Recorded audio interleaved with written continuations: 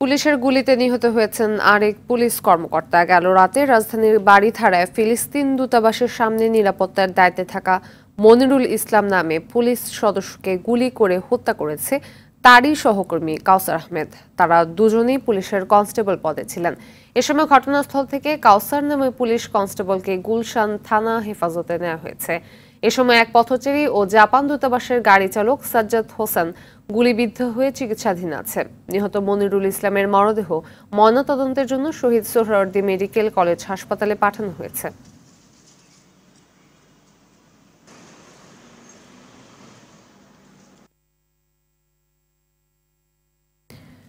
দর্শক, এই মুহূর্তে গুলশান থেকে সরাসরি যোগ দিচ্ছেন সহকর্মী শরীদ খান।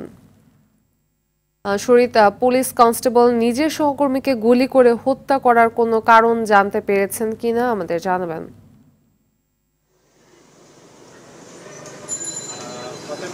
গতকাল রাতে যে ঘটনাটি ঘটেছিল, আমরা কিন্তু সেই রয়েছি ঠিক আমাদের যে পাশে উল্টো দিকে, রাস্তার উল্টো দিকে সেই জায়গাটিতেই কিন্তু ঘটনাটি ঘটেছে। তারা এখানেই দায়িত্বরত ছিল এবং আমরা যতটুকু জানতে পেরেছি যে দুজনের মধ্যে কথা কাটাকাটির এক পর্যায়ে একজন আরেকজনকে গুলি করে।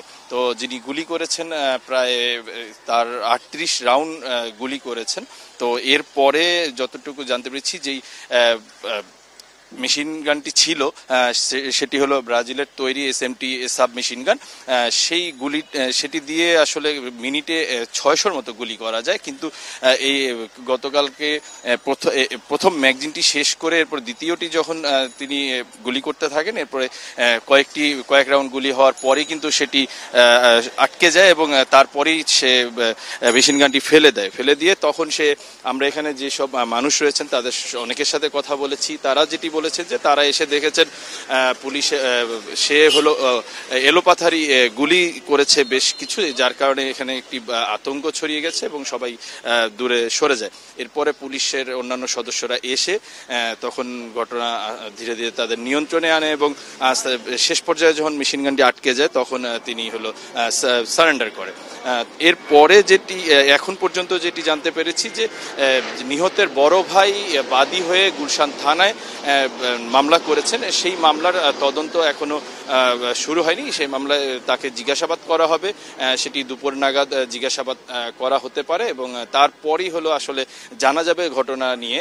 তো কিন্তু তারা যেটি জানিয়েছেন যে তিনি মানসিক ভারসাম্যহীন অবস্থায় তাকে পেয়েছেন, যে তিনি গুলি করার পরে যে সেই লাশের পাশে দাঁড়িয়ে নাকি ধূমপান করেছেন এবং সেখানে এদিক সেদিক ছুটতেছিলেন।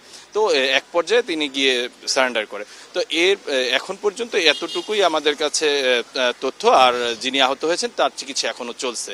ফাতেমা, ধন্যবাদ।